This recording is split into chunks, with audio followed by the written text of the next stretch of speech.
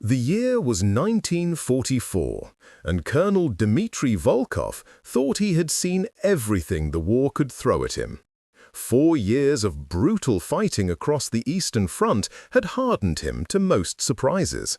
But nothing, absolutely nothing, could have prepared him for what he discovered in a captured German warehouse outside Minsk. Stacked floor to ceiling were thousands upon thousands of olive green cans, each bearing the letters KR and the unmistakable star of the American military. What Volkov learned next about American logistics would shake his understanding of warfare to its very core and reveal a staggering truth that defied all Soviet calculations. Before we jump back in, tell us where you're tuning in from. And if this story touches you, make sure you're subscribed, because tomorrow I've saved something extra special for you. Colonel Dmitry Volkov pulled his wool coat tighter against the bitter February wind as he approached the massive concrete structure on the outskirts of Minsk. The warehouse, recently liberated from German forces, stretched nearly 200 meters in length, a gray monument to wartime logistics that his reconnaissance team had flagged as potentially significant. What caught Volkov's attention wasn't just the building's impressive size, but the peculiar way German forces had abandoned it. No signs of hasty retreat, no destroyed equipment, no burned documents. Just an eerie, methodical evacuation that suggested something far more important than standard military supplies. Captain Boris Petrov, his aide-de-camp, jogged up beside him, boots crunching through the snow-covered gravel. "Comrade Colonel, the advance team has finished their initial sweep. No booby traps, no remaining German personnel. But, sir—" Petrov paused, his breath forming small clouds in the frigid air. "You need to see what's inside." The massive steel doors groaned as they swung open, revealing a sight that stopped Volkov in his tracks. The interior was a cathedral of military precision, soaring ceilings supported by steel beams, and between those beams, stacks upon stacks of uniformly sized olive green containers. Each stack rose nearly to the ceiling, organized in perfect rows that seemed to stretch endlessly into the warehouse's depths. The scale was breathtaking, almost incomprehensible. "Mother of God," whispered Lieutenant Alexei Kozlov, the young supply officer who had accompanied them. "How many are there?" Volkov walked slowly between the towering columns of cans, his footsteps echoing in the vast space. Each container was identical, rectangular, sturdy, bearing English text that his limited knowledge of the language could partially decipher. "K-Ration," he read aloud, running his gloved finger across the embossed letters. "Meal, combat, individual." Captain Petrov had pulled out a small notebook and was already attempting calculations. "Sir, if I count the stacks in this section and estimate the depth—" He scribbled numbers, crossed them out, and started again. "These aren't just American rations captured from isolated units. This is systematic stockpiling on a scale I've never witnessed." What puzzled Volkov most wasn't just the quantity, but the condition. These weren't battlefield salvage, dented, damaged goods seized from overrun positions. Every single container appeared factory fresh, with pristine labels and perfectly aligned stacking. The Germans had been receiving these supplies in massive, organized shipments. But from where? And, more importantly, how many?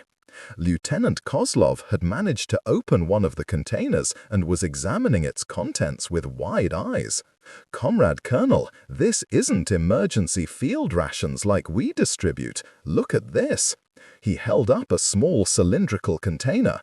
"Cigarettes, American cigarettes, packed right alongside the food." He continued unpacking.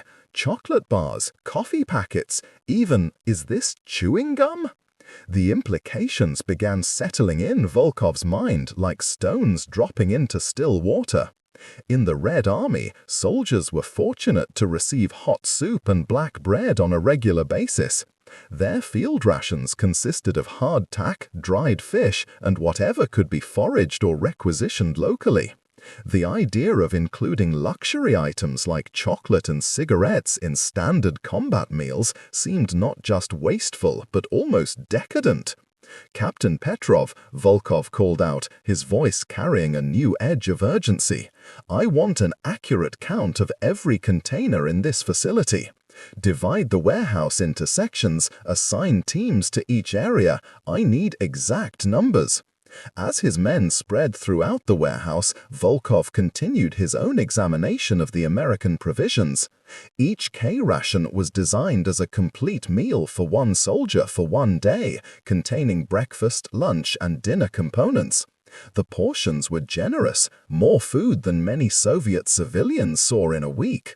But it was the attention to detail that truly astounded him. Specialized can openers, waterproof matches, toilet paper, even small packets of salt and sugar. The warehouse's German documentation, hastily abandoned but still largely intact, told an even more remarkable story. Shipping manifests indicated regular deliveries throughout 1943 and early 1944. The numbers were staggering, train after train of American supplies flowing through occupied territory, not as emergency aid, but as routine military logistics. Major Ivan Sokolov, Volkov's intelligence officer, approached with a captured German ledger. "Colonel, you need to see this." He opened the leather-bound book to pages filled with meticulous German record-keeping. According to their documentation, this warehouse represents just 3 days' worth of American K-ration production. 3 days? Volkov felt something cold settle in his stomach that had nothing to do with the February weather. The records indicate American factories are producing these rations at a rate of approximately 15 million units daily. 15 million, sir, every single day. The number hung in the air like a physical presence. Volkov had commanded supply operations across multiple fronts, had coordinated logistics for entire divisions. He understood the mathematics of feeding an army. But 15 million individual combat meals produced daily suggested an industrial capacity beyond anything he had imagined. "Major, are you certain of these figures?" Sokolov nodded grimly. "Multiple entries confirm it. The Germans were tracking American production capabilities as part of their intelligence gathering. According to their estimates, by 1944, American K-ration production exceeded the daily food requirements of our entire Red Army by a factor of nearly 20. Captain Petrov returned from his warehouse survey, his face pale despite the cold. "Final count, sir. This facility contains approximately 847,000 K-rations.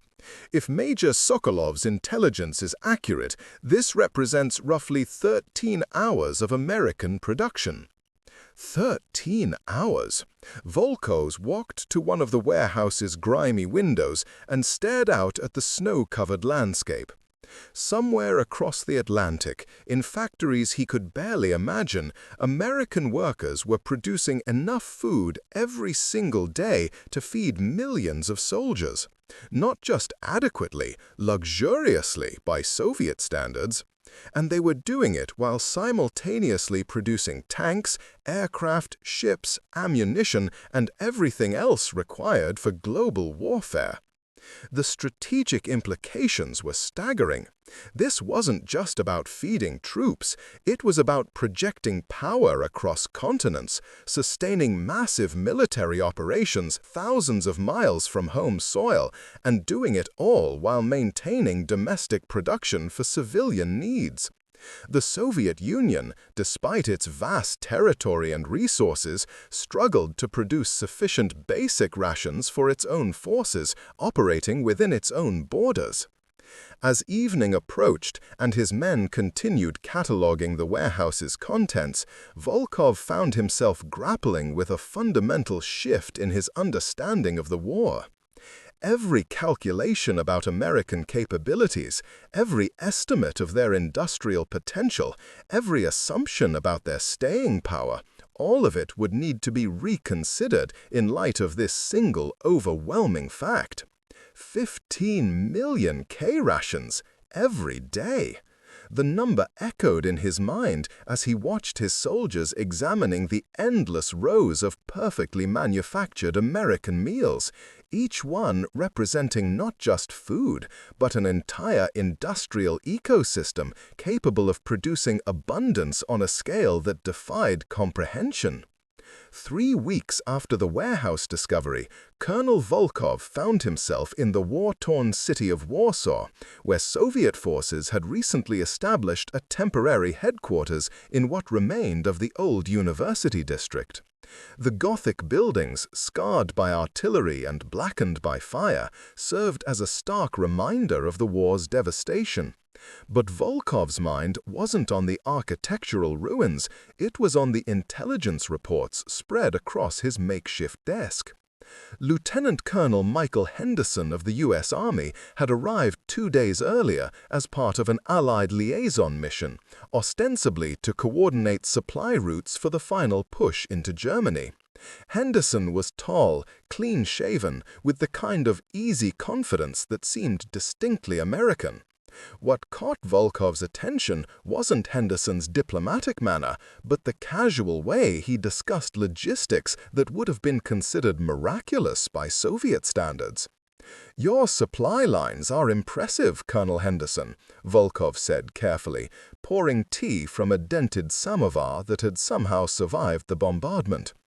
"We've encountered some of your K-rations in captured German positions. Quite comprehensive." Henderson smiled, apparently taking this as a compliment. "The boys in Detroit and Chicago have really ramped up production. We're pushing close to 18 million units daily now, trying to stay ahead of Pacific Theater demands. MacArthur's island-hopping campaign is burning through supplies faster than anyone anticipated." 18 million! The number hit Volkov like a physical blow. Major Sokolov's intelligence estimates had been conservative. American production had actually increased since the German records were compiled. 18 million, Volkov repeated slowly. Daily. "Give or take," Henderson said, pulling out a cigarette. "Course, that's just K-rations. We're also producing C rations, D rations, and specialized mountain and jungle variants. Then there's the Lend-Lease production for you folks and the British." He lit the cigarette with a gold-plated lighter. "Honestly, keeping track of all the numbers gives me a headache." Captain Petrov, who had been quietly taking notes in the corner, looked up sharply. The implications of Henderson's casual remarks were staggering. If the Americans were producing 18 million K-rations daily, plus additional variants, plus Lend-Lease supplies, their total food production capacity defied rational calculation. Henderson continued, apparently unaware of the bombshell he'd just dropped. "The real challenge isn't production, it's distribution. Getting supplies from factories in Illinois to jungle airstrips in New Guinea or to forward positions in Italy. The logistics are mind-boggling." He laughed. "My old professor at West Point used to say that amateurs study tactics, professionals study logistics. Never understood what he meant until this war." Volkov exchanged glances with Petrov. In the Red Army, logistics meant commandeering local resources, stretching supplies until breaking point, and asking soldiers to make do with whatever could be scrounged. The idea of treating distribution as the primary challenge, with production simply assumed, represented a completely different approach to warfare. Preparing and narrating this story took us a lot of time. So if you are enjoying it, subscribe to our channel. It means a lot to us. Now back to the story. "Perhaps you could explain your distribution system," Volkov asked, trying to keep his tone conversational. Henderson's eyes lit up with enthusiasm. It's actually fascinating from an engineering perspective. We've got Liberty ships rolling off the assembly lines every 18 days, complete vessels from keel to commissioning. Each one can carry about 10,000 tons of cargo. We're building them faster than the Germans can sink them, which wasn't always the case. He pulled out a worn map from his jacket pocket, spreading it across Volkov's desk. From the East Coast, we're running regular convoys to Murmansk for Soviet deliveries, Liverpool for British supplies, and Mediterranean routes for the Italian campaign. From the West Coast, it's all about the Pacific. Hawaii, Australia, forward bases scattered across thousands of islands. The map was covered with red lines representing shipping routes, each one annotated with numbers representing cargo capacity and transit times. What struck Volkov wasn't just the extent of the network, but the casual precision with which Henderson discussed moving millions of tons of supplies across global distances. The real innovation, Henderson continued, warming to his subject, is the standardization. Every K-ration is identical, whether it's going to a foxhole in France or a jungle outpost in Burma. Same packaging, same nutritional content, same shelf life. Means we can stockpile anywhere and redistribute based on operational needs.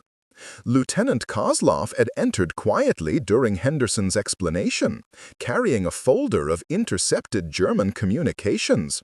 He caught Volkov's eye and nodded slightly, a signal that important intelligence had arrived. "Colonel Henderson, if you'll excuse me for a moment," Volkov said, accepting the folder from Kozlov. The documents were Wehrmacht supply reports, decoded by Soviet intelligence just hours earlier. What he read made his blood run cold. According to German high command assessments, American material production had reached levels that effectively rendered traditional warfare calculations obsolete. German planners had concluded that the United States could simultaneously supply major operations on 3 separate continents, while maintaining domestic civilian consumption at pre-war levels. More disturbing still, German intelligence estimated that American production was still accelerating, with no apparent resource constraints limiting further expansion. One particular report, dated just 6 days earlier, contained a chilling analysis from a German logistics officer. The enemy's industrial capacity appears unlimited by conventional measures. Their daily K-ration production alone exceeds the total food consumption of Greater Germany. Recommend immediate strategic reassessment of prolonged conflict viability. Henderson, meanwhile, had been examining some of the captured K-ration containers that Petrov had brought from Minsk. "These are from the March production run," he observed, checking markings on the bottom of a can. "Produced in Rockford, Illinois. Good facility. They're running 3 shifts, 24 hours daily. The night shift supervisor, Tommy Morrison, is a buddy of mine from Chicago. Small world." The casual intimacy of Henderson's knowledge, knowing not just production figures but individual supervisors at specific facilities, highlighted the vast organizational structure underlying American logistics. This wasn't centralized state planning like the Soviet system, but somehow coordinated private enterprise operating at unprecedented scales. Major Sokolov arrived as Henderson was preparing to leave, carrying additional intelligence reports. After the American officer departed with friendly handshakes and promises to coordinate future supply deliveries, Sokolov spread his findings across the desk. "Colonel, we've intercepted communications from 3 additional German supply depots. Each one contains similar stockpiles of American equipment and rations. But more significantly, we've decoded Wehrmacht assessments of American productive capacity." He opened a thick file. Their conclusions are unsettling. The German analysis painted a picture of industrial mobilization beyond anything previously achieved in human history. American factories had not simply converted to war production, they had expanded total production capacity while simultaneously maintaining civilian output. Detroit was producing tanks and automobiles. Shipyards were launching both naval vessels and merchant marines. Agricultural regions were feeding American civilians, American military forces, and significant portions of Allied populations. According to German intelligence estimates, American K-ration production represents approximately 2% of total American food processing capacity. The remainder continues serving civilian consumption, export markets, and strategic reserves. 2%? Volkov stared at the figures, trying to comprehend the implications. If 18 million K-rations represented just 2% of American food processing, the total capacity suggests an industrial base capable of feeding significant portions of the world's population. The strategic picture that emerged from the intelligence was sobering. The Soviet Union had mobilized its entire society for war, converting virtually all productive capacity to military needs while civilians endured severe shortages. America appeared to be fighting a global war as a secondary activity, without significantly disrupting civilian life or approaching the limits of productive capacity. As night fell over the ruins of Warsaw, Volkov found himself confronting a fundamental question about the post-war world. If American industrial capacity dwarfed Soviet capabilities to this extent during wartime, what would the balance of power look like once the fighting ended? April 1945. The Elbe River cut through the German countryside like a silver ribbon, separating Soviet forces advancing from the east and American units pushing from the west. Colonel Volkov stood on the bombed-out remains of a railway bridge, watching American engineers construct a pontoon crossing with machinery he'd never seen before. Everything moved with mechanical precision, bulldozers that seemed twice the size of Soviet equipment, trucks loaded with prefabricated bridge sections, and soldiers who worked with the unhurried efficiency of men who had never known equipment shortages. The American field kitchen was unlike anything in his experience. Instead of soldiers gathering around communal pots for ladled portions, individual meal containers were distributed with the same mechanical regularity as ammunition. Each soldier received identical rations, prepared simultaneously in massive quantities. The waste, by Soviet standards, was staggering. Unopened cans discarded because soldiers preferred certain varieties. Surplus food distributed to German civilians. Entire pallets of supplies abandoned during rapid advances because transportation priorities favored ammunition and fuel. Sergeant William Burke, a supply coordinator from Ohio, was explaining their meal distribution system while Volkov watched trucks unload case after case of K-rations. "We figure 3 meals per man per day plus 20% wastage allowance," Burke said, marking numbers on a clipboard. "Better to have too much than too little. These boys are fighting hard. They deserve decent chow." 20% wastage allowance. In the Red Army, such casual acceptance of waste would be considered criminal negligence. Soviet soldiers learned to consume every scrap of available food, knowing that resupply was uncertain and alternatives non-existent. "Sergeant Burke," Volkov said carefully, "how do you calculate requirements for operations like this river crossing?" Burke pulled out a well-worn manual, pages marked with tabs and annotations. "Standard formula, sir. Take your personnel count, multiply by operational duration, add environmental factors. Cold weather increases caloric needs by about 15%, then apply your safety margins." He flipped through pages covered with charts and tables. "For this operation, we've got about 12,000 men for an estimated 4-day crossing period. That's 144,000 individual meals, plus safety margin, so we requisitioned 175,000 K-rations." The mathematical precision was remarkable, but what struck Volkov was the assumption underlying every calculation. Burke wasn't calculating how to stretch limited resources among maximum personnel. He was determining optimal nutritional requirements and requesting whatever quantities those calculations demanded. Captain James Sullivan, General Patterson's intelligence officer, joined their conversation carrying a folder marked Secret. Sullivan was younger than most officers of equivalent rank, with the scholarly appearance of someone more comfortable with documents than weapons. "Colonel Volkov, General Patterson asked me to share some interesting intelligence we've gathered about German supply assessments." The documents Sullivan presented were captured from Wehrmacht headquarters in Frankfurt, including detailed analyses of Allied supply capabilities prepared for German High Command. The reports painted a picture even more staggering than what Volkov had previously discovered. According to German intelligence, American K-ration production had peaked at over 22 million units daily by early 1945. But that figure paled compared to total American military food production.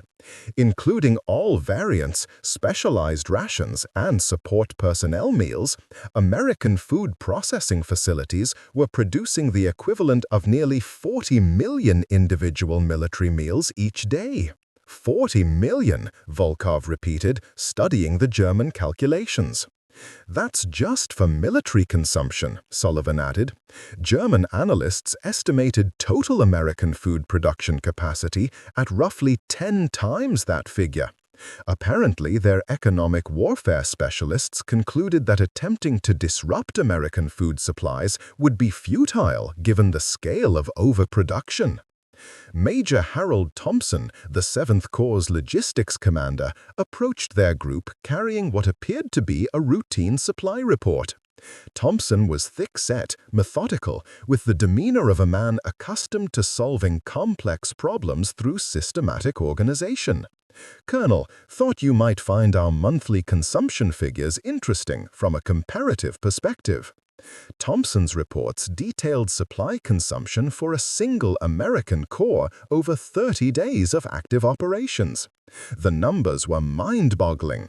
4.2 million K-rations consumed, 1.8 million additional specialized meal units, plus massive quantities of supplemental supplies, coffee, cigarettes, candy, personal hygiene items, writing materials, entertainment supplies.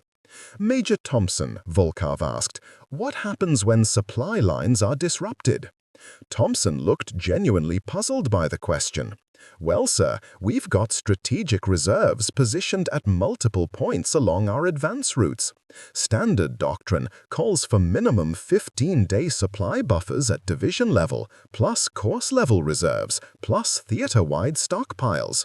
He consulted his clipboard. "Currently, we've got about 60 days' worth of complete supplies staged between here and our primary depots in France." 60 days of complete supplies. The Soviet Army typically operated with 3 to 5 days of food reserves, and often less during rapid advances. American forces moved across Europe with supply buffers that exceeded Soviet strategic reserves. The conversation was interrupted by the arrival of a convoy carrying wounded soldiers from the previous day's river assault. As medical personnel unloaded stretchers, Volkov observed American field medical procedures with growing amazement.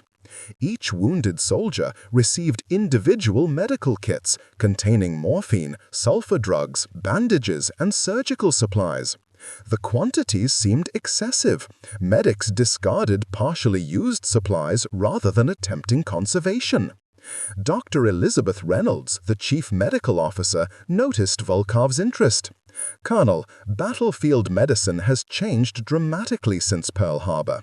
We've learned that abundant supplies improve survival rates more than rationing extends operation duration.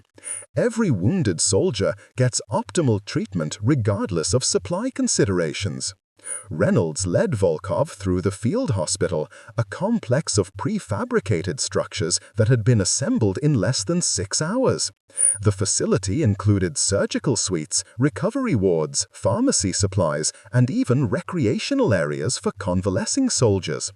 The medical supplies alone, antibiotics, anesthetics, surgical instruments, represented more pharmaceutical resources than most Soviet field hospitals saw in months of operation.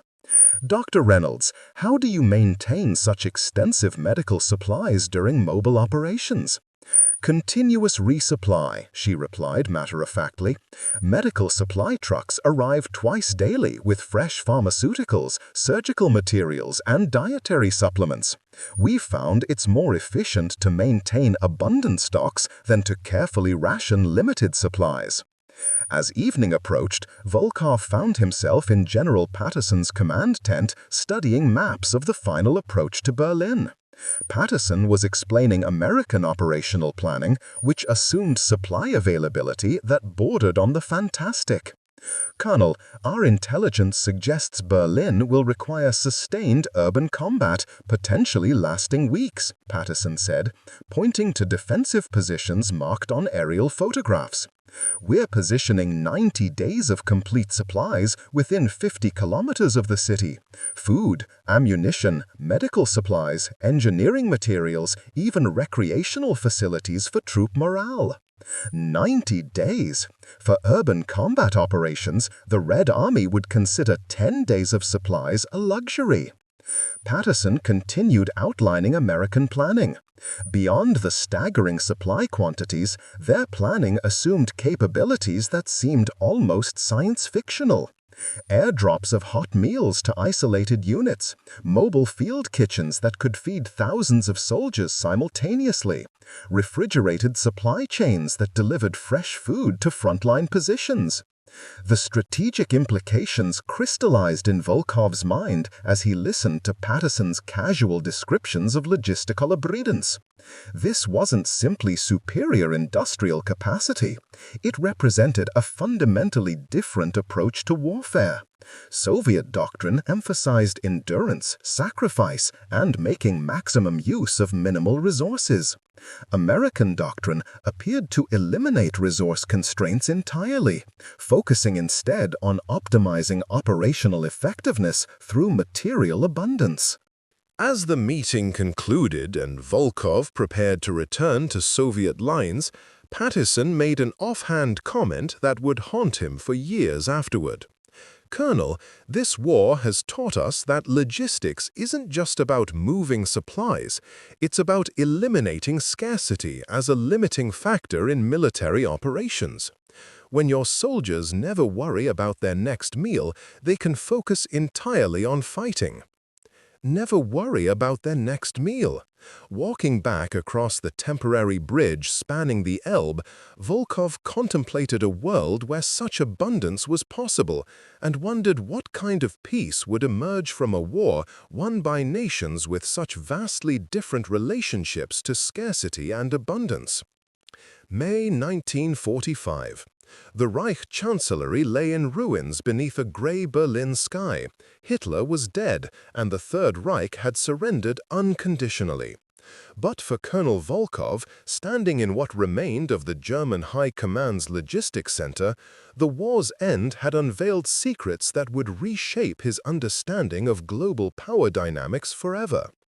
The basement archives of the Wehrmacht's supply headquarters had survived the final bombardment largely intact, protected by 3 meters of reinforced concrete and the systematic German approach to record-keeping. Captain Petrov emerged from the document stacks carrying a leather portfolio that bore the stamp Oberkommando der Wehrmacht, Wirtschaftsstab Ost.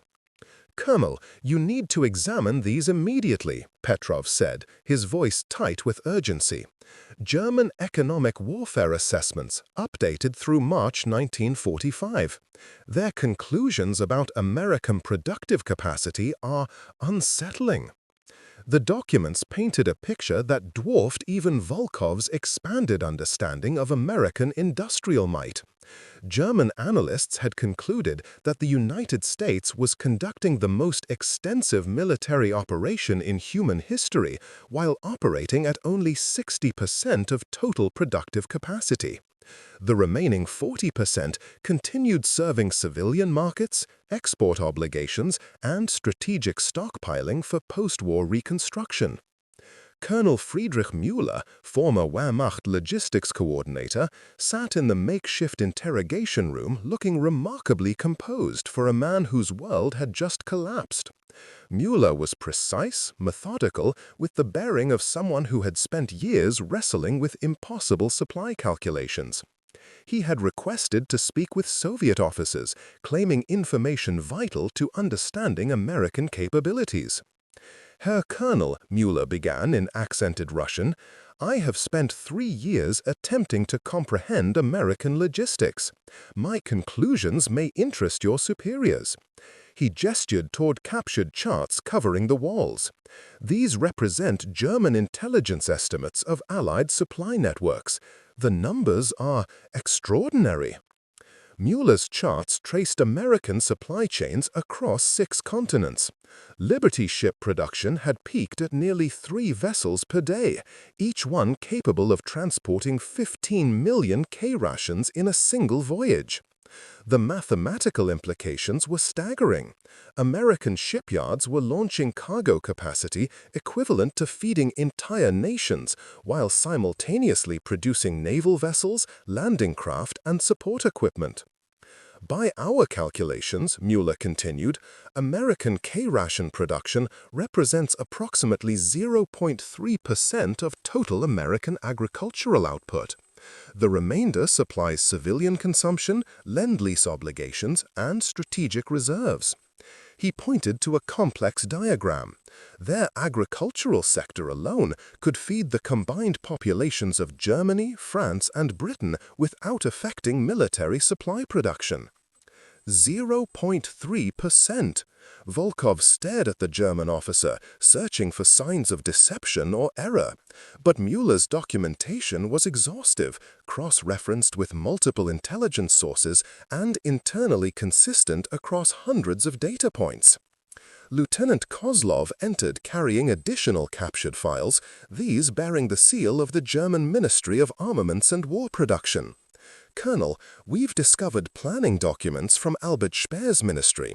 Their assessments of comparative industrial capacity include detailed analysis of Soviet, British, and American production." The Speer ministry documents contained strategic assessments that were both flattering and terrifying to Soviet sensibilities.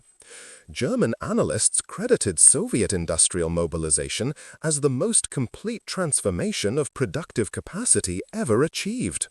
Virtually every factory, farm, and workshop had been converted to military production. Soviet civilians had endured unprecedented hardships to maximize military output.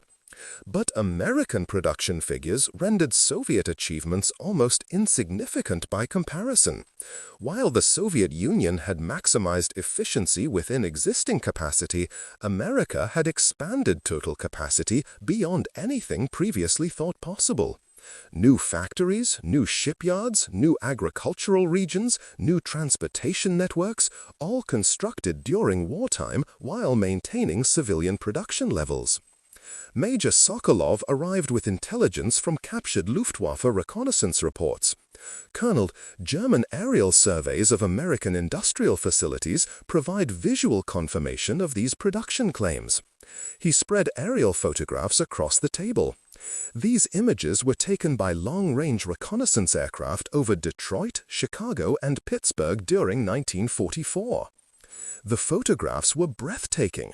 Factory complexes that stretched for kilometers, rail yards that could accommodate entire divisions' worth of equipment, agricultural processing facilities that dwarfed anything in Europe. But what struck Volkov was the evidence of continuous expansion, new construction visible in every image, suggesting that American productive capacity was still growing even as the war reached its conclusion. Dr. Hans Weber, former German economic analyst, had been brought from prisoner processing to explain captured economic warfare studies. Weber was elderly, academic, with the demeanor of someone who had spent the war buried in statistics rather than combat. His analysis of American economic mobilization was clinical, almost dispassionate. "Gentlemen," Weber began, adjusting wire-rimmed spectacles, "American economic mobilization represents a phenomenon unprecedented in recorded history. They have achieved total war production while simultaneously expanding civilian consumption." He consulted notes written in precise handwriting. "Our ministry calculated that American workers consumed more food, manufactured goods, and luxury items in 1944 than in 1939, despite massive military production demands." This revelation struck at the heart of Soviet wartime experience. Soviet civilians had endured severe rationing, shortened work weeks, and systematic deprivation to maximize military output. The idea that American civilians had actually improved their standard of living during total war seemed to violate basic economic principles. Weber continued his analysis. American K-ration production, which your officers have inquired about, peaked at approximately 24 million units daily by war's end. However, this figure becomes insignificant when compared to total American food processing capacity. He showed calculations on a chalkboard.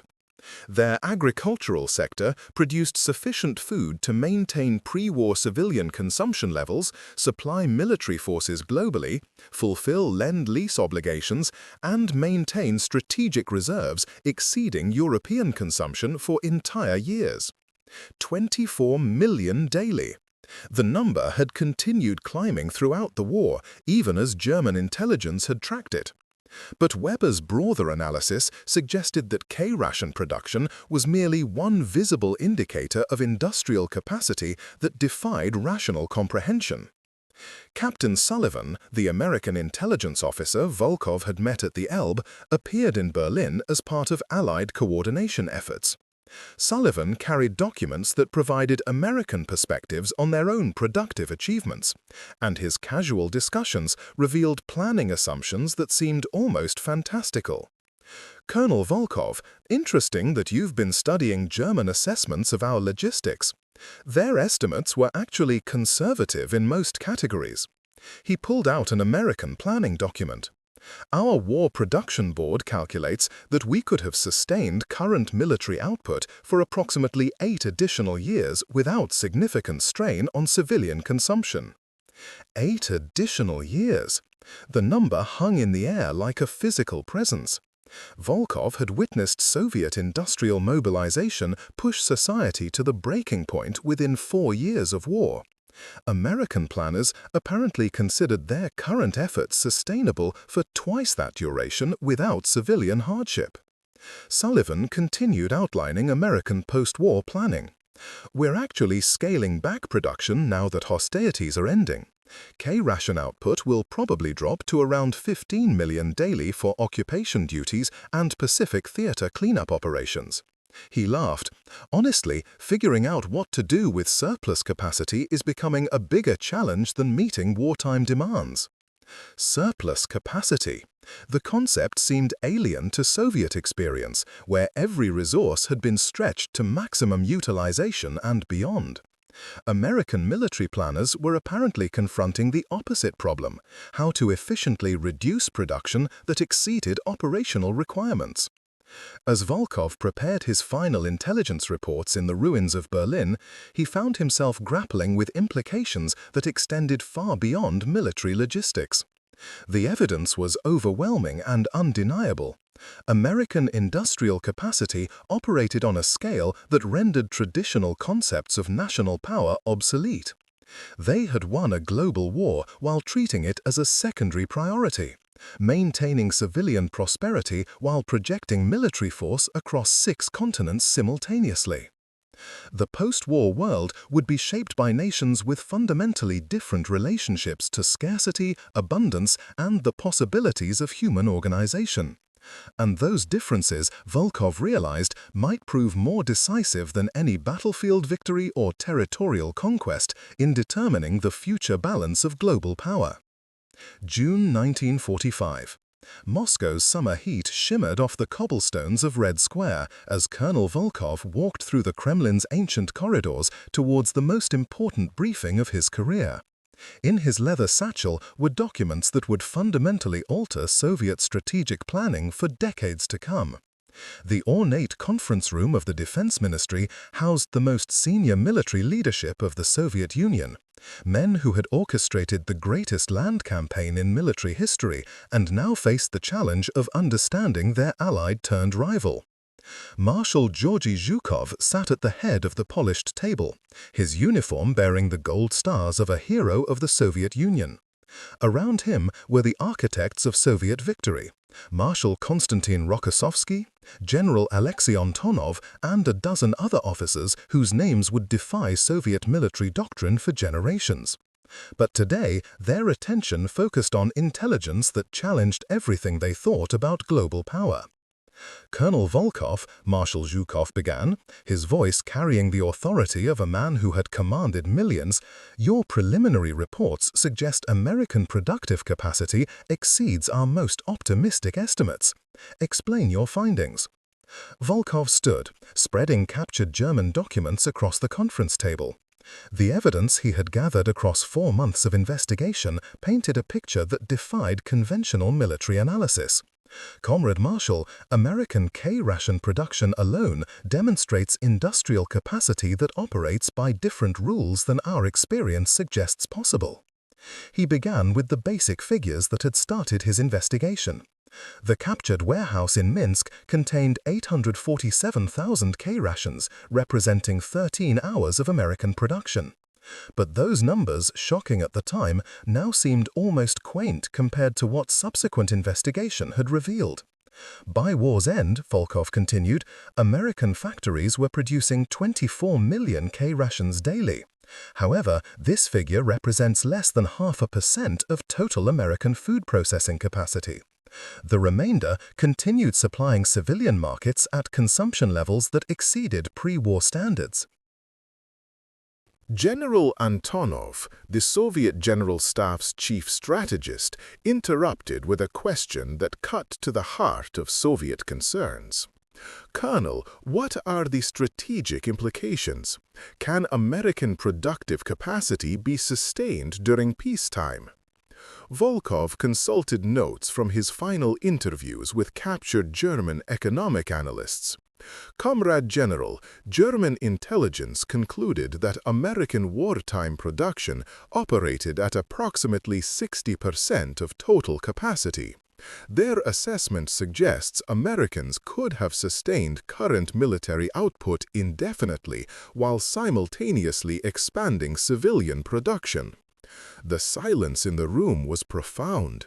Soviet military planning had always operated from assumptions of scarcity, limited resources requiring optimal allocation, strategic choices between military needs and civilian survival, industrial capacity pushed to absolute limits. The idea of surplus productive capacity existing during total war seemed to violate fundamental principles of military economy. Marshal Rokossovsky leaned forward, studying aerial photographs of American industrial complexes. These Detroit facilities produce both tanks and civilian automobiles simultaneously? Correct, Comrade Marshal. Ford Motor Company's River Rouge complex maintained civilian car production throughout the war while simultaneously producing B-24 bomber components, tank engines, and military vehicles. Their daily output exceeded the total monthly production of comparable Soviet facilities. But it was the captured planning documents from the American War Production Board that contained the most disturbing revelations. These papers, obtained through intelligence channels that Volkov couldn't discuss even in this secure environment, outlined American post-war industrial conversion plans that assumed continued expansion rather than contraction. Comrades, American planners anticipate converting military production capacity to civilian manufacturing while maintaining strategic reserve capabilities that exceed current Soviet military output. Volkov showed calculations prepared by American economists. Their projected peacetime industrial capacity will surpass combined European production by factors that our analysts find difficult to accept. The implications crystallized as Volkov presented his final analysis. American industrial supremacy wasn't temporary wartime mobilization that would fade with peace. It represented a permanent transformation of productive capacity that would define global economics for decades. The Soviet Union had achieved victory through maximum utilization of existing resources. America had achieved victory while creating entirely new categories of productive capability. General Ivan Serov, head of military intelligence, raised the question that everyone was thinking. Colonel, what does this mean for Soviet security in the post-war period? The answer required delving into classified intelligence that had emerged from American sources during the final weeks of war. Through methods he couldn't describe, Soviet intelligence had obtained American strategic planning documents that outlined post-war military requirements and industrial capacity allocation. Comrade General, American military planners estimate they can maintain global occupation forces, strategic reserves, and advanced weapons development programs while operating at less than 30% of wartime productive capacity. The remaining 70% will convert to civilian manufacturing, export production, and what they term strategic economic expansion. Strategic economic expansion. The phrase represented concepts that challenged traditional Soviet understanding of international relations. Instead of viewing economics as zero-sum competition for limited resources, American planners apparently assumed unlimited capacity for wealth creation through industrial expansion. Marshal Zhukov asked the question that would define Soviet strategic thinking for the next 40 decades. Colonel Volkov, in your assessment, can Soviet industrial capacity match American productive capabilities through accelerated development?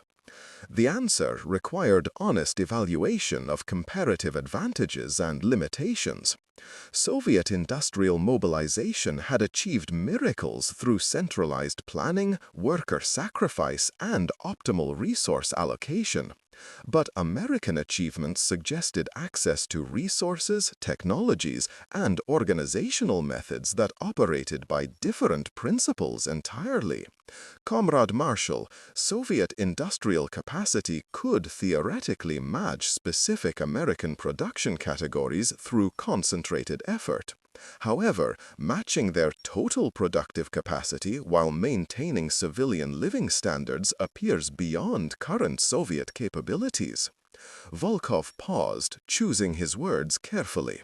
Their system generates surplus capacity that allows simultaneous military superiority and civilian prosperity. The final intelligence briefing concluded with captured German assessments that provided objective analysis of comparative industrial potential. Wehrmacht economic analysts, despite their obvious biases, had conducted systematic studies of Allied productive capabilities that offered insights unavailable through Soviet intelligence methods.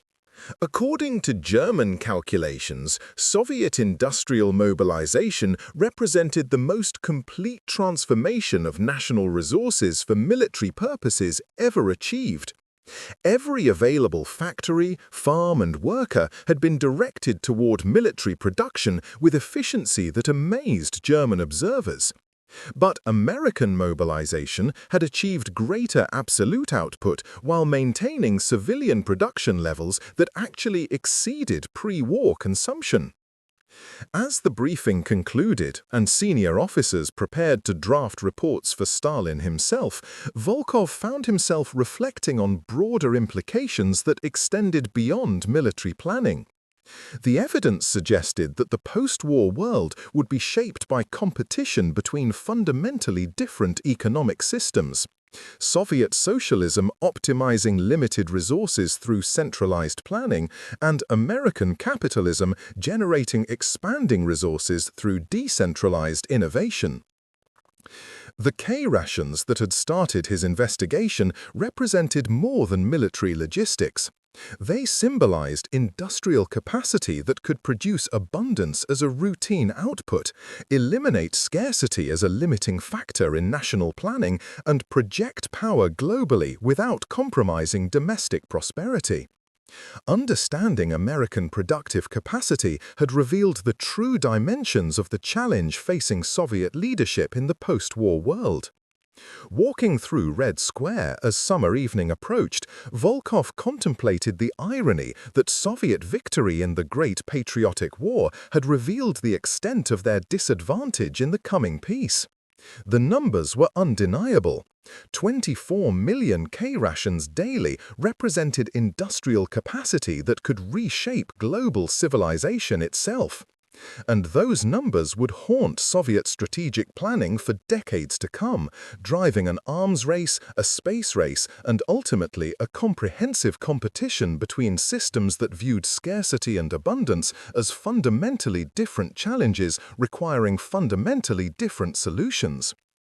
The Great Patriotic War was over, but the revelations contained in those endless stacks of olive green cans had unveiled the beginning of an even more comprehensive struggle for the future of human civilization itself.